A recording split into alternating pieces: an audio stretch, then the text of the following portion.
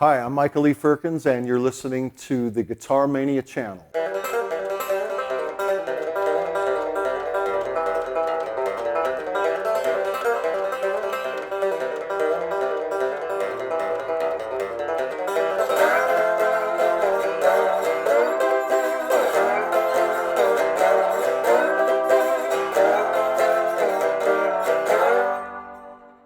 Michael, welcome to Vienna. It's a pleasure to have you in Austria again. Again, I mean, when was the last time you came to Austria? Never been to Austria before. So first time, really? Yeah, Friday night we played in Hart, Austria, and it was the best gig ever. I mean, the people were just going crazy, and the club was filled. The staff was amazing. The sound was amazing. We were so happy. Yeah, love and respect. We loved it. And the food was great too. So, oh, really? Yeah, excellent. And you had a day off yesterday, and you told us you're looking forward to tonight's show because it's not something that you would have rather preferred to play live. Yeah, we had already talked about it during the week. We prefer to play on a day off. We don't want any day off. So, but it was okay. I mean, we got to sleep in a little bit and not rush so much, but. Yeah, it kind of felt weird to not play. So we played 8 gigs in a row before that. And now we have another 7 or 8 in a row. So do you feel like you need a day off to regain your energy, or is that no? The more better. Each time it's just you get stronger every time. So yeah, you can never beat that kind of consistency when you just keep going. So we love it. Michael, I've been a huge fan of your playing ever since your debut album. Thank you. It's been a very important record for me personally. I loved it. I'm still listening to it on a regular basis. Nice. And I understand we're going to hear some songs live from that record. Is that? Yep. Yeah, we're playing Cactus Cruise, Runaway Train, Deja Blues, Rain in the Tunnel. Those are the 4 we're playing from that record. Cactus Cruise, one of my favorite songs. How the hell do you play that? Can you show us? Not on this. Not on this guitar. Sorry. That one's tough, and I will admit there's a couple licks in the very beginning. I mess them up sometimes, and I've noted, but I keep on trying. I thought about changing the lick so I could just play something easier or something more 2016 for me. And no, I'm a glutton for punishment, so I keep trying to start the song with that crazy lick, and I get it sometimes, and it's cool. But it's a tough one, and a lot of those old songs are really based around, 25 years ago, everyone had flat radius, humbuckers, tremolo, light strings, loud amps. I mean, all those things help to make that. I don't have any of those things now. I play heavy strings. I have high action. I'm playing a standard Strat neck, very low gain. So it's really hard to kind of get those things going. What I try to do is make them more traditional, a little more rootsy. And so I'm trying to find the fine line between, playing the old style and the new style that I like to do. And it's hard. It is actually hard. I learn something every night. And this week I learned that it's just easier with humbuckers on those old songs. And I have a Strat with a humbucker, but I haven't been playing it. And I pulled it out and started using it on some of these songs, and it really makes a difference. The humbucker focuses that lead sound a lot better, I think. But you learn something new every night, I think. How many guitars have you got with you on this tour? Just 3. 3. Uh-huh. I prefer more, but it's so hard and expensive, to bring a 3rd guitar. But I did because I like to have, this slide guitar, and then I like to have 2 Strats, one in case I break a string, and or if something else breaks on one. So, Michael, when your debut album was released, you were sort of it caused quite a stir because I think you had developed a technique where you emulated sort of slide playing, but by using the tremolo bar. Yeah. Is that correct? Yep. But your playing has since evolved. Yeah. Why is that? Why have you shifted from? Well, you just get sick of doing the same thing, so naturally you look for other things, and so I, maybe 10 years later, started playing slide. I think it was less than 10 years later from that first record, maybe 97, and my father played slide a little bit, so I started using his old gear, and by year 2000, I was getting pretty good on slide. I was terrible at first. I kept trying and putting it down, and then finally it stuck. And so I think I did that for a very long time. Still like doing that. I throw those songs into my set, slide guitar things. But and the more I play slide, then the more I appreciate the old style now. Is the old whammy bar, tremolo sound, Gretsch guitars. Chet Atkins used to use all the big speed tremolos for all that stuff, and that's kind of the sound I was imitating in '89 on that first record, was just some weird tremolo sound. It was amazing because everyone thought, man, this guy is using a slide, but you weren't, and you were using the whammy bar instead. It never sounds like a slide to me. It just sounds like me. Like you, it doesn't sound anything different. Yeah. So when other people hear it, they hear it a little more because they don't know where I'm going with it. But I like doing that still. It's fun. You can play more chords, and I try to play pedal steel kind of things when I'm using the tremolo, and that kind of technique, and different chords that you can't play in an open slide tuning. So basically, your father was a guitar player too. Yeah. So how big was his influence? Is it probably hard to tell, but. Well, it was all over the place. He originally played lap steel guitar, but then he put it away, and we never saw it. And he played just acoustic, and so that influenced me to that was the first acoustic I played, and then he liked Jerry Reed and Elvis Presley and things like that, so he'd always try to get me to listen to that. And of course, when you're a little kid, you don't listen enough, and then 20 years later, oh man, he was right. But then we brought out his lap steel one day and the Magnatone amp, and I started playing with that, and then he gave it to me, I think about 15 years ago, and so I started playing lap steel guitars and anything I get my hands on. Did he actually sit down with you and taught you some stuff? He may have taught me a couple chords at first, but mainly he sent me right to a guitar instructor and tried to get me to play like Mason Williams, Classical Gas, songs like that.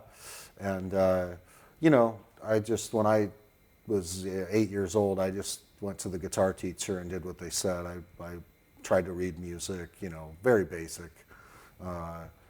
And then I just learned my own stuff by ear as I acquired an ear. So, but the reading things didn't go too far. That was just to get me started. I can barely read music these days, It kind of sucks, but I'm glad I have an ear to also just express myself too. What were the biggest influences for you to develop this very unique style of yours? Well, like I said, my dad, showed me a little bit of Jerry Reed, and then Albert Lee was popular, when I was starting to get really into guitar. He was putting out, Hot Licks, Star Licks videos. I checked out some of those. And then, and I wasn't very good at any of those things, but I learned little licks and then made my own songs up with what I could, of my own. And any other finger-picking things that were at the time, I tried to copy and learn. I was never really good at it, but I could make my own songs from what I gathered from those things. And I still never, I never had the bass, alternate bass melody thing down very good. I don't think I still do, but a lot better than back then for sure. Was it always clear that you would become a musician, like right from the start? In my mind, yes.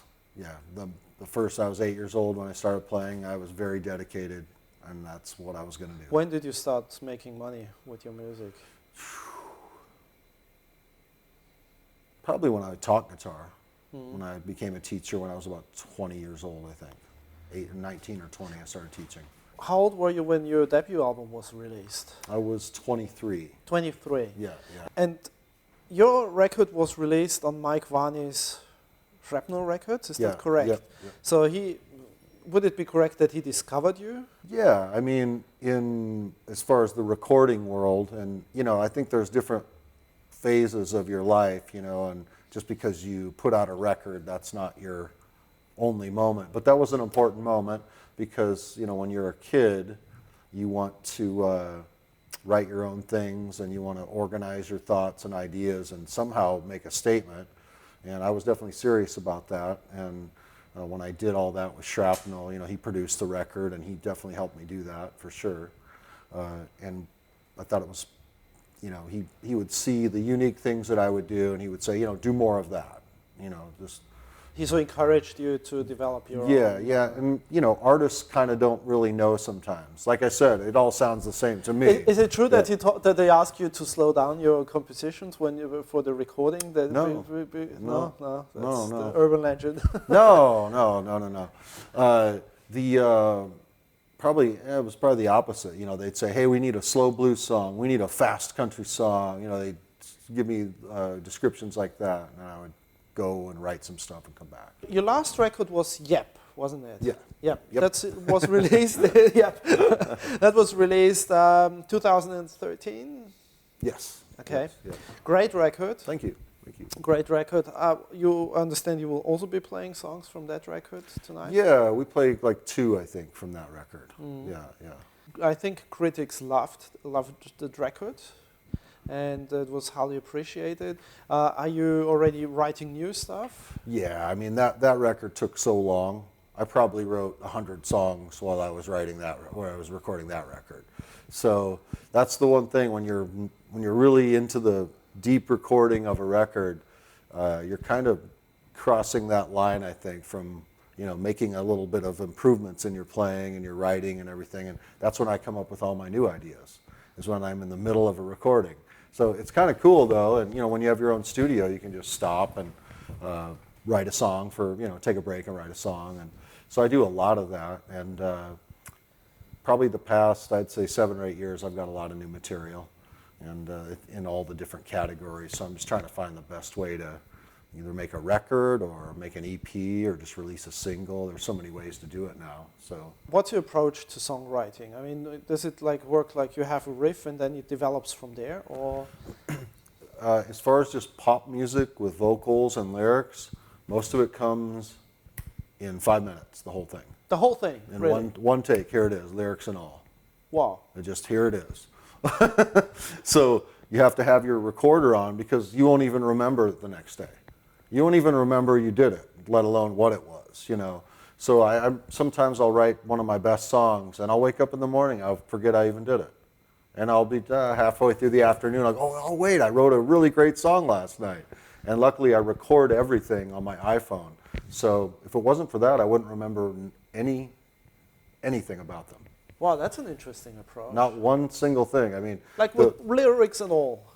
Yeah, Wow. yeah. Usually, sometimes it's all the lyrics and 5 verses, more than you need.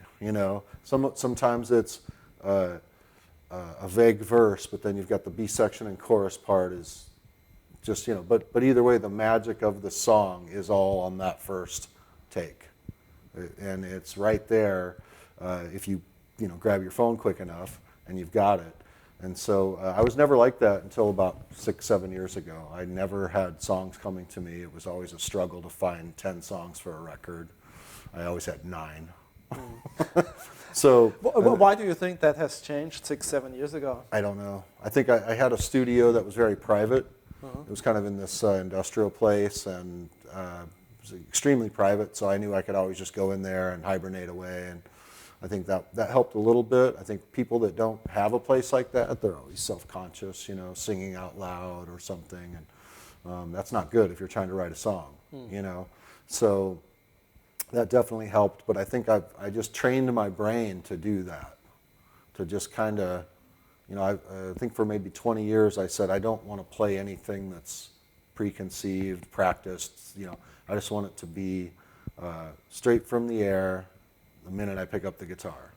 And so I wanted that, and I trained myself to do that a little bit, and it finally started happening, and I just started collecting all the material over the past, since about, I say, 2007. So I've got plenty of songs. You must have plenty of Got stuff. plenty of material, just got to pick the ones to start with, and what record and what musicians. How do you go about that? Is there someone who helps you and says, look, this is a great song, or is it... No, I don't play anybody my stuff. No one's ever heard it, hardly. I just try to do it all myself. I'm trying to play drums and bass and try to do everything. Sometimes it doesn't work out. You just end up with a demo. So then from that point, you maybe find a real drummer and record it better. And you know, or get a record deal and, you know, try to get the whole thing at, you know, one record, you know, 10, 12 songs. Like the record and the music business has definitely changed since your first record came Yeah, out. oh yeah. What impact did it have on your career? Well, you know, it just changes every 5 years, so you can't really plan for anything. You know, if you put your money into MySpace or something, you know, then it's gone, you know. And I think Facebook will be gone in a few years too, as far as, you know, something better will come along. And so I think it's kind of cool, you know, that things have changed. There's a lot of bad things about the business now with Spotify, Pandora, YouTube. They don't pay, and, you know, it's all free now. So that's kind of bad, but, you know, it still keeps you on your toes, and it makes it so, you know, if you love playing, I mean, that's all that matters. You know, if you write music, that's not going to change. The way you get it out there does. But still, I mean, you have to make a living somehow, and then some of the applications that you mentioned probably won't help musicians. To No, make a living, they hurt. They hurt. Yeah, Spotify, Pandora, they pay. I think it's 1/2,500th of a penny per play. You know, so it doesn't really bother me anymore. I'm used to it for so many decades now. So I just keep playing, you know. I don't really care about the money, or, you know, there's nothing you can do about it. You know, these corporations will just take the money, and it'll take another 10 or 20 years before they'll fix that, and I'll be done. So I have to have fun now, and that's what I'm doing. That's why we came over here to tour, because it's fun. Yeah. And that's the main thing is, you know, what kind of experience do you want in your life, you know? So I want to have a good experience. So I'm trying to plan a tour that is fun, and all my band members enjoy it, and we try to go to fun places, and that's what it's all about, you know. Michael, do you still practice? Not much. I play, but I've noticed that, like I said, I just write songs. So there's like that 20 minutes a day where I play, and sometimes I can get by with that. I'd say I've been doing it that way for a long time. About a year ago, I noticed it just doesn't seem to be enough. So I have been desiring more the past year. I want to study guitar again. I haven't studied it in years. I just play the first thing that comes to my mind, and that's it. And now I want to study more. It's a lot involved, though. I mean, you study classical music. There's just mountains of things. You could spend the rest of your life on that stuff. So you got to pick what you want to spend the rest of your life doing. You know, it's going to go by quick. Yeah. So, but I do desire more playing these days. And I don't know, I'll have to practice more. I'll have to compose more. Maybe making an instrumental record might help me get into more of a, you know, complicated compositions or something. I would definitely love to hear an instrumental record. Yeah, so I want to do another instrumental record. I think that'll help, but I do need to practice a little more. I noticed the past year I tried to not have, you know, a week go by where I didn't play guitar. That's when it hurts, is when you kind of go, oh, I didn't play for a whole week or something. I don't like that. So this tour was easier for me because I tried to play a little bit every day and always keep something in my hand a couple times a day, so that when we come to the tour, it's not like, oh man, I don't have any calluses or anything, because that has happened to me before. And it's tough because you practice for 2 days straight, you know, 12 hours a day. And your hands they're just shredded. And then you got to play the first gig. So that was a problem last year. I made sure that didn't happen this year. It was a lot easier. What about teaching? Do you still teach? No, but that's another thing I want to get into for sure. That's my next thing. In the next year or two, I'm definitely going to start teaching in my area where I live. I still remember your tuition video. That's, I think, a big hit on YouTube. Which one? Your tuition video. Oh, yeah. The instructional video? The instructional video, yeah. I never saw it. You never saw it? Really? No. I think it's on YouTube. I think. Yeah, I don't watch videos of myself, but I remember doing it. It was okay. I've seen maybe the intro or something. You know. I usually plug my ears when I see that on YouTube. You brought with you one of your instruments. Can you just tell us a bit about your guitar? Well, this is just a regular Telecaster, and me and a friend of mine I had the idea to put this in it one day, and he said, "Oh, I can cut that hole for you," my neighbor, and he's a woodworker and really good one. So he cut the hole, we put it in. We've tried about 5 of them, and they were all turned out good, but this was, I think, the second one, and I really like this one. So, but it's a typical resonator guitar, but it's just inside a Telecaster, and I love Telecasters. So it's not just a resonator. It's a resonator and a Telecaster, and that's good. What strings are you using? These are 12s, I think. And tuned like? I have it without the capo. It's down to an open C, low C, C major, and I like the sound of C major lately. For about, I think, 5 or 6 years, I was doing C sharp, so it wasn't so low. And C sharp sounds cool too. It's got a very unique sound, but C major is that key. It just sounds pretty and it sounds good, and I really like it. So that's what I've been doing lately. And all the other 2 guitars same? No, they're regular tuned. Regular Yeah, tuned, yeah, okay. yeah. And on how many songs do you use that one? This one I use for 3 songs.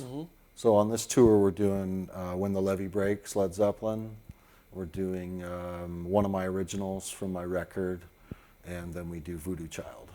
And you know, because it's in the same tuning, it's kind of hard to do more songs because it's that same key all the time.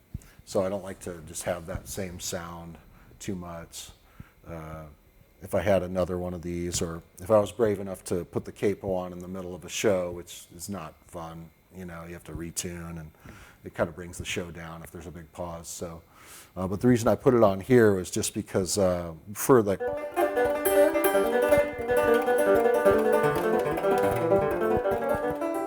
you can just hear the finger picking a little bit better. I usually don't do that kind of thing on this guitar. It's mostly slide, and when I try to finger pick in the lower tunings, it doesn't come out as good. You know, it's a little bit muddy down there. So up here, it's got a nice kind of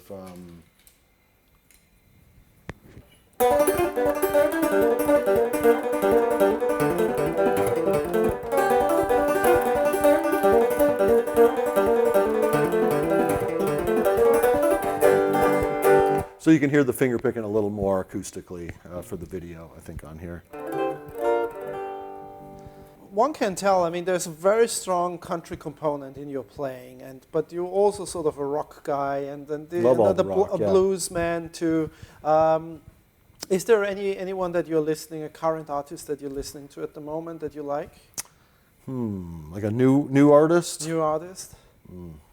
I don't think so right now. There could be. I'm always just thrilled to hear anything good that gets me. You know, I'll listen to Elton John or Rush or Robert Johnson or you know who really my favorite new artist is Django Reinhardt. Yeah. Okay. Yeah. Everyone seems like all these guitar players go through a Django Reinhardt phase, and I never have yet, but I heard something recently and I said, I'm gonna have to learn that. And so I'm kind of getting there on that, I think. If there was one piece of advice for a young musician who wants to make a living as a professional musician, what would that be? Start singing right away. Get out and play right away. Don't be afraid to get up on stage and do it. I think one gig is equal to like 50 rehearsals with your band. You really just kind of learn right on stage, and it's a lot harder to stand up and play at a gig than it is to sit around at rehearsal, or, you know, that's the thing. I mean, I was noticing that this tour, I call it, you know, when you're at rehearsal, you're just farting around with your band. You're just, you think you're doing a lot because you're playing for 8 hours, you're sweating a lot, you're playing a lot. You think you're doing good, but it's nothing compared to when you get on stage, and you have to do it one time, and it's just harder. And playing in the right, with your strap at the right level, and standing up, it's just a different thing. It's real easy to sit here and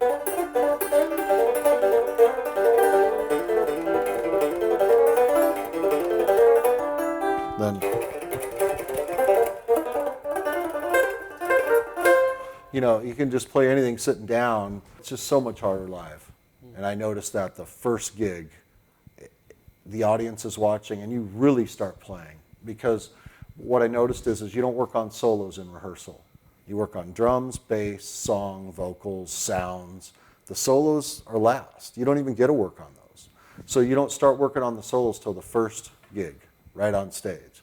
And that's what I noticed. And that's what scares you, because your first gig happens and you go, oh, wait a minute, I really have to do this tonight. And you haven't even worked on your solos yet. So that's kind of what gets me every time I start playing live. Michael, thank you so much. Yeah, yeah. Pleasure. Yeah.